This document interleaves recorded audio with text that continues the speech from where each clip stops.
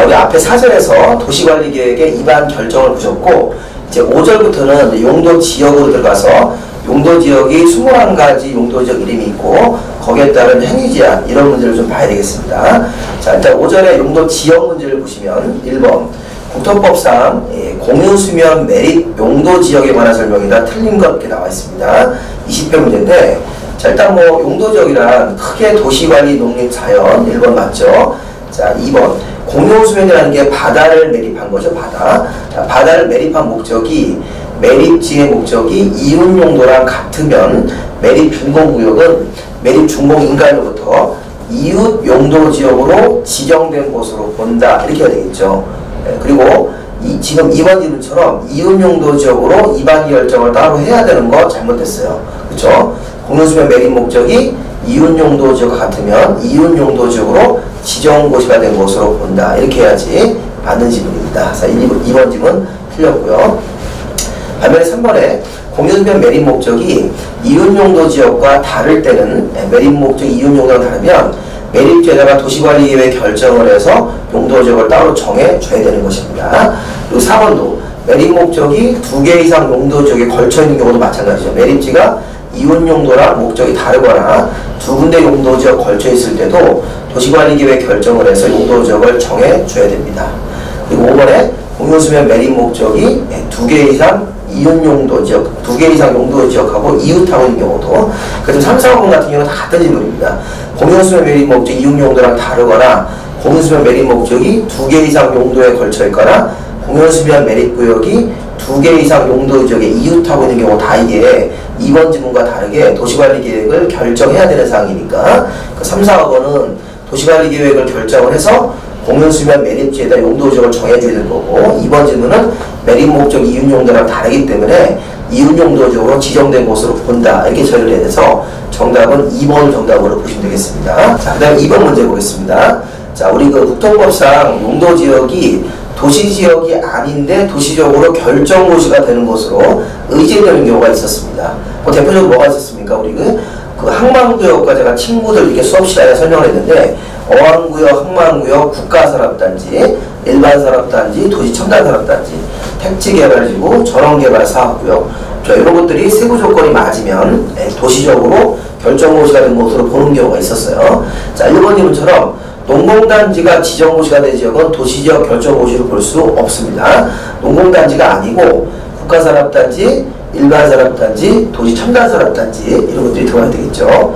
두 번째, 자, 이번에는 그 어촌어항법상 어항구역으로, 자, 항만구역, 어항구역이 지정고시가 되고 항만구, 어항구역이 도시지역에 연접했을 때 도시지역 결정고시를 보는 거니까 2번은 조건이 안 맞네요. 어항구역으로서 도시지역에 연접한 이렇게 지정고시가 돼야지 도시적 결정고시로 봐야 되는 것이죠. 자, 3번. 자, 취락지구가 들어가 있는 도시개발구역이면, 자, 이거 우리가 사실은 3번 질문은 도시개발법 문제인데, 도시개발구역이 정해지면 그 해당되는 그 땅의 용도가 도시적 결정고시로 보는 게 있는데, 단 취락지구가 들어가면 그런 일이 생기지 않습니다. 그래서 취락지구가 들어가면 도시개발구역 같은 게 이렇게 들어갔어도 도시개발법에 따라 도시적 결정고시를 볼 수 없습니다. 그래서 3번 질문 자체는 좀 잘못되고요. 4번. 항만구역으로, 자, 우리 그 2번하고 같은 질문이에요. 어항구역, 항만구역은 도시지역에 연접한 공유수면일 때만 도시지역 결정고시가 되는 거죠. 지금처럼 이렇게 어항구역이나 항만구역은 도시지역에 연접한 공유수면일 때만 도시지역 결정고시가 되는 것이에요. 자, 거기 좀 계획관리지역에 연접한 틀렸습니다. 자, 5번에 택지개발지구로 지정고시가 된 지역은 도시지역 결정고시로 본다. 자, 이게 맞네요. 택지개발지구, 그 다음에 뭐 전원개발사업구역 이런 것들은 도시지역 결정고시로 보는 게 맞으니까 5번이 정답이 되겠습니다. 자, 3번 문제. 자, 국토계획법에서는 용도지역 중 자연환경보전지역이 있고 자연환경보전지역에서 건축할 수 있는 건물들, 이걸 뭐라고 그래요? 건축제한. 자연환경보전지역에 표가 있었어요. 표. 그 표에 따라서 건축할 수 있는 건물들이 써있는데, 자, 이 문제의 조건이 조례가 규정한 건축물들은 빼고 생각하라고 했으니까 답이 초등학교입니다. 초등학교만 그냥 건축할 수 있는 건물, 자연환경보전지역에서는 단독주택으로 농어가 주택 이러고 있었죠. 단독주택으로 현저한 자연요소를 가져오지 않은 농어주택하고 초등학교 두 가지만 그냥 건축할 수 있는 건물이다.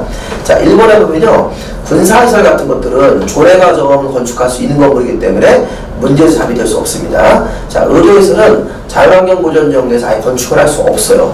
아예 불가능합니다. 표에 없기 때문에. 자, 종교시설도 조례가 정하면 건축할 수 있는 건물, 묘지관료시설도 조례가 정하면 건축할 수 있는 건물이기 때문에 답은 5번이 될 수밖에 없습니다. 자, 다음 문제, 4번 문제 넘어가시죠. 자, 국토기획부에서는 아파트, 자, 우리 아파트라는 건물은 건축할 수 있는 지역이 4군데가 있어요. 자, 우리 이것도 이제 한번 수업 시간에 한번 다뤄봤었는데, 아파트를 건축할 수 있는 용도 지역은, 자, 우리 아파트는 주거지역 중에서 1종짜리는 안 돼요. 1종 일반, 1종 전용은 다 안 됩니다. 그 표상에서. 그 표, 21가지 표. 그래서 이게 이제 아파트는 주거지역에서는 4군데가 되는 거예요. 2, 3종 전용주거, 이렇게. 아니, 2종 전용주거, 그 다음에 2종 일반, 3종 일반, 준주거지역. 그 다음에 상업지역은 중1, 근이래요. 중1, 근. 주상복합이면 가능하고, 공업지역은 준공업지역에서만 가능합니다. 그래서 지금 여기서 아파트가 가능한 지역은 준주거지역밖에 없는 거예요. 준주거지역. 준주거지역이 아파트 가능하다. 그리고 다른 주거지역, 아까 제가 주거지역에서는 4군데가 가능하죠. 2종 전용, 2종, 3종 일반, 준주거. 그렇기 때문에 아파트가 가능한 지역입니다. 상업지역은 3군데만 될 수 있어요. 중심, 근린, 그 다음에 일반 상업지역, 또 유통상업은 안 됩니다. 공업지역은 준공업지역만 가능하고, 다른 용도 지역들은 건축이 안 됩니다. 자, 다음 5번 문제. 자, 5번 문제는 이제 건폐율 문제네요. 자, 조례가 정할 수 있는 건폐율의 최대한도. 우리 건폐율은 556657, 9878, 그쵸? 상업지역, 공업지역은 777, 녹지지역은 222, 관리지역, 농림자연은 224, 222니까 가장 큰 지역은 일반 상업지역 80% 이하입니다. 자, 준주거지역은 70% 이하고, 근린상업지역도 70% 이하, 전용공업지역도 70% 이하, 3종 일반 주거지역은 55665니까 50% 이하로 봐야 되겠습니다. 정답은 2번. 자, 6번 문제로 가겠습니다. 자, 국토법상 용도 지역 지구 안에서 건축 제한. 자, 우리 건축 제한은 용도 지역에서 별표가 있었어요. 별표. 별표에 따라서 어떤 종류만 건물할 수 있다, 지을 수 있다. 건축 제한인데, 그 건축 제한이 개별법으로 따로 정하는 경우가 있습니다. 자, 이 문제는 건축 제한의 원칙이 아니라 예외입니다. 예외.